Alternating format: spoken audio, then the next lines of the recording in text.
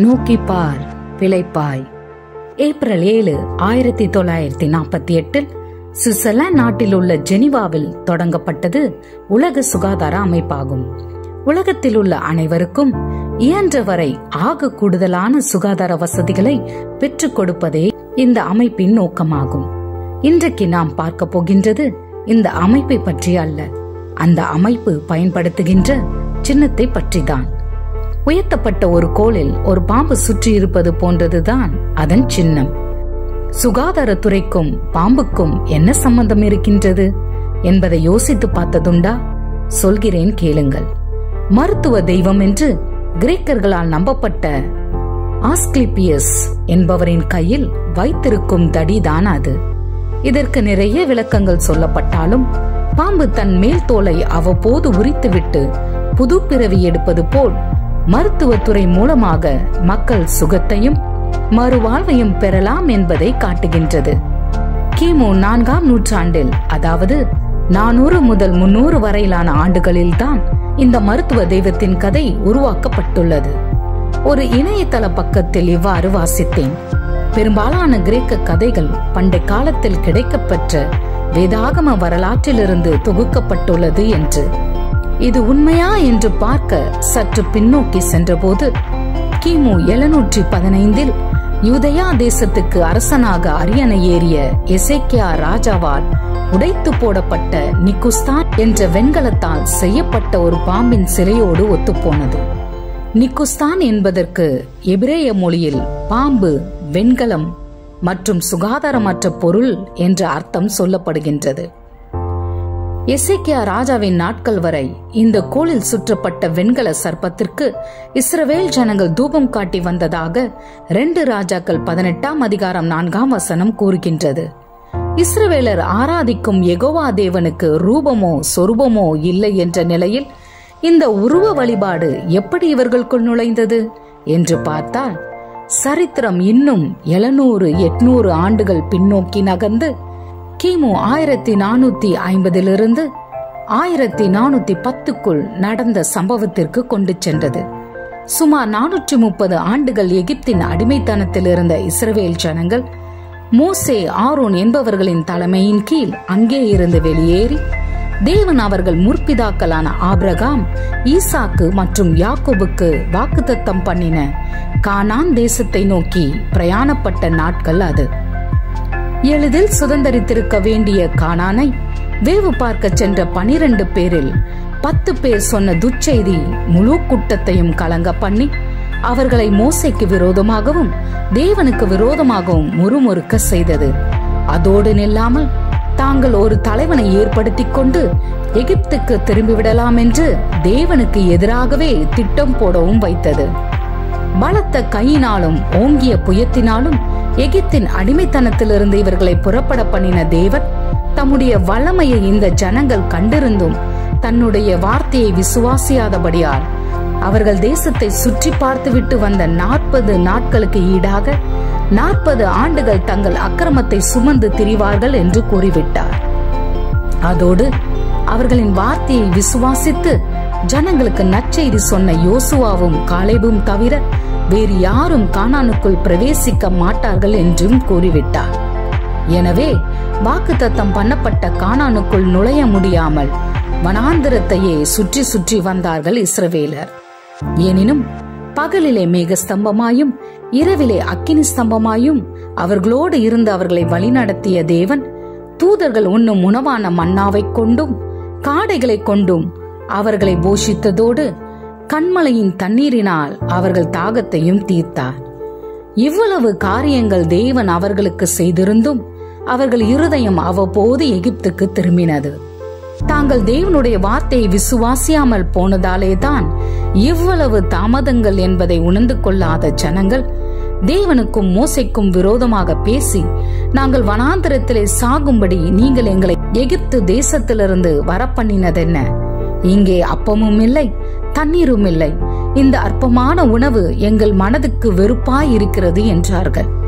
அப்பொழுது கர்த்தர் கொள்ளிவாய் சர்ப்பங்களை, அதாவது உமிழும் பாம்புகளை அவர்களுக்குள் அனுப்ப அவைகளால் கடிப்பட்டு ஜனங்களில் அநேகர் மாண்டு போயினர்.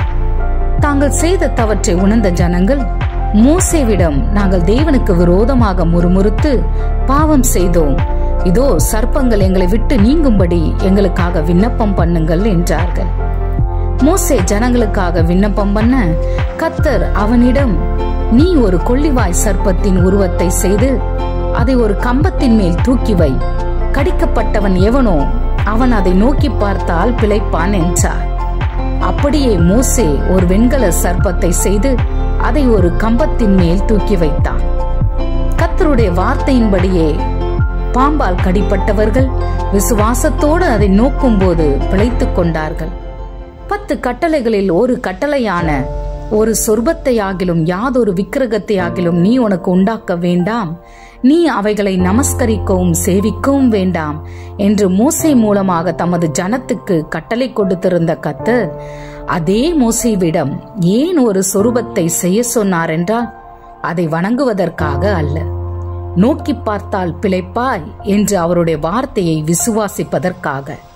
அப்படியே யாரெல்லாம் கர்த்தருடைய வார்த்தையை விசுவாசித்து அதை கிரியையில் வெளிப்படுத்தினார்களோ அவர்கள் எல்லாரும் பிழைத்தார்கள். ஆம், விசுவாசத்தினாலே நீதிமான் பிழைப்பான் என்று வேதமும் சொல்லி இருக்கிறதே.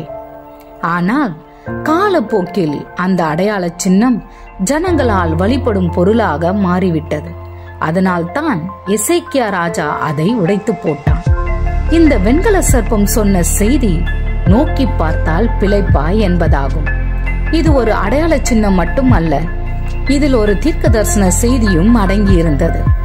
சர்ப்பமானது மோசையினால் வனாந்திரத்திலே உயர்த்தப்பட்டது போல மனுஷகுமாரனும் தன்னை விசுவாசிக்கிறவன் எவனோ அவன் கெட்டு போகாமல் நித்திய ஜீவனை அடையும்படிக்கு உயர்த்தப்பட வேண்டும் என்பதுதான் அது. இது யாரை குறிக்கிறது தெரியுமா? சிலுவை மரத்தில் நமக்காக உயர்த்தப்பட்ட இயேசு கிறிஸ்துவை ஆகும்.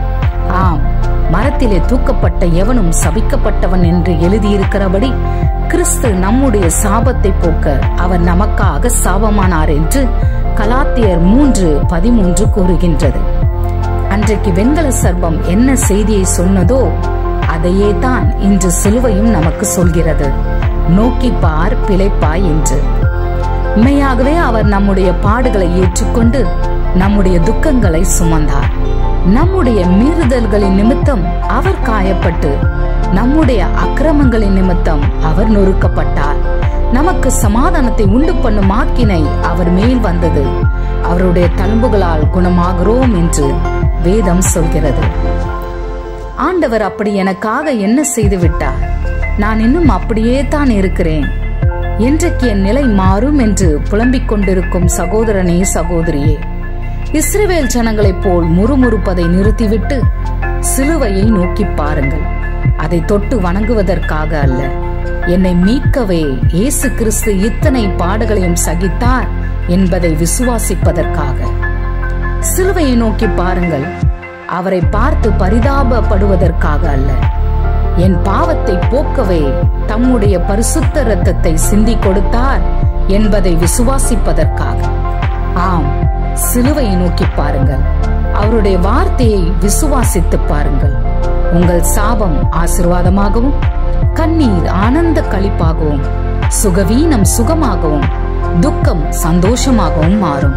வேதம் சொல்கிறது, அவர்கள் அவரை நோக்கி பார்த்து பிரகாசம் அடைந்தார்கள், அவர்கள் முகங்கள் வெட்கப்படவில்லை என்று. கர்த்தர் தாமே உங்களோடு இருந்து உங்களை ஆசீர்வதிப்பாராக. ஆமென். Look up and you will live. The World Health Organization was started in Geneva, Switzerland at April 7, 1948. Its main objective is attainment by all people of the highest possible level of health. Today we are going to see about the logo and not about the organization. The staff with a snake is a symbol of this organization. Did you think what relevance is between snake and the health organization? Here is the answer. It originates from the story of Asclepius, who was revered by the ancient Greeks as a god of healing. Different theories have been given for the meaning of this symbol, such as the snake shedding its skin as a symbol of regeneration or healing. Statues of this god appear from 4th century BC, that is between 400 to 300 BC. I just read it from a web page that a number of Greek stories either parallel or are derived from earlier biblical sources. In order to know the truth, when going back slightly, it matches with the bronze serpent which was broken by the king Hezekiah as soon as he became the king of Judah in 715 BC. He named it as Nehushtan. It means snake, bronze, or uncleaned thing in Hebrew. Until the day of King Hezekiah, the children of Israel did burn incense to it, says in 2 Kings chapter 18 verse 4 in the Bible. There is no appearance or carved idols for the Lord of Israel. So how come this idol worship inside them? To know this, we have to go to 700 to 800 years back in history. That is 1450 BC to 1410 BC. It is the days that the Israelites came out of Egypt after 430 years of slavery and started their journey towards the land Canaan, which was promised for their ancestors Abraham, Isaac, and Jacob. Out of 12 who went to spy out of the land, 10 people brought bad news and made the whole congregation cry. And all the people of Israel grumbled against Moses and the Lord. And they said to one another, "Let us choose a leader and go back to Egypt." The Lord brought them out of Egypt with his mighty hand and outstretched arm. But the people soon forgot his mighty miracles and did not believe in his word. So the Lord said, "According to the number of days in which you spied out the land, 40 days, a year of each day, you shall bear your iniquity for 40 years, and you shall know my displeasure. And none except Caleb and Joshua, who believed my words and told good news, shall enter the promised land." So the Israelites wandered in wilderness. Still the Lord protected them as a pillar of cloud in the daytime and a pillar of fire at night, and also fed them with the food called manna, which the angels ate, and with quail, and gave water from the mountains for their thirst. Even though the Lord did such mighty things for them, their heart turned towards Egypt often. The people didn't realize that the delay is because of their disbelief in God's word. They started talking against God, against Moses. "Why have you brought us up to the Egypt to die in the wilderness? For there is no food and water, and we loathe this worthless food." Then the Lord sent fiery serpents among the people, and they bit them. So many people of Israel died. And the people came to Moses and said, "We have sinned, for we have spoken against the Lord and against you. Pray to the Lord that he take the serpents away from us." So Moses prayed for the people. And the Lord said to Moses, "Make a fiery serpent and set it on a pole, and everyone who is bitten, when he sees it, shall live."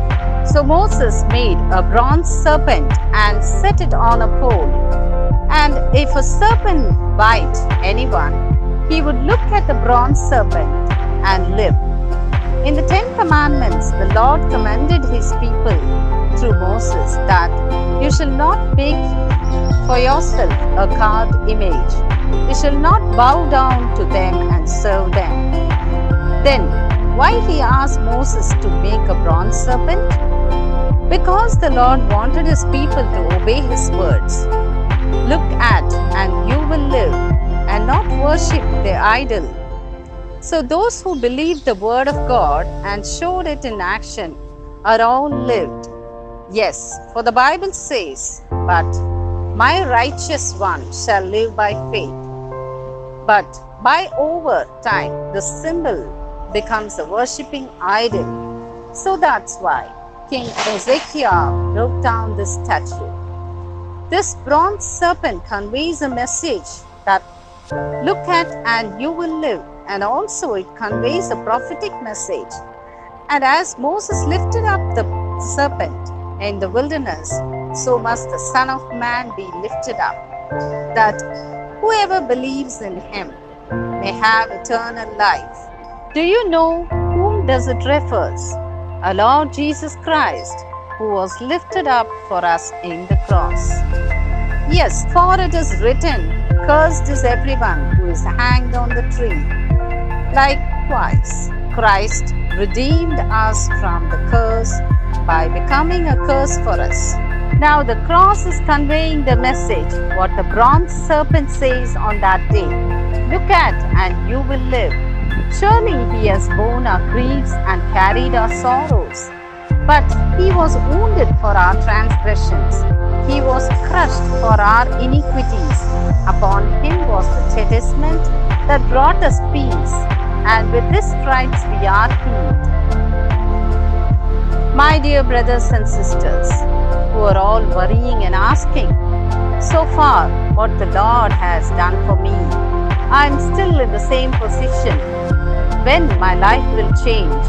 Stop murmuring like the Israelites and look at the cross, not to touch and worship, but to believe that Jesus Christ has endured all his sufferings to save me.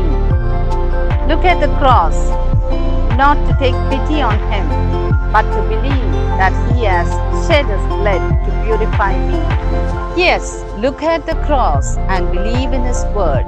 Then your curse will turn into blessings, your tears into exaltation, your illness into cure, your sorrow into joy. For the Bible says, those who look to him are radiant, and their faces shall never be ashamed. May the Lord be with you and bless you. Amen.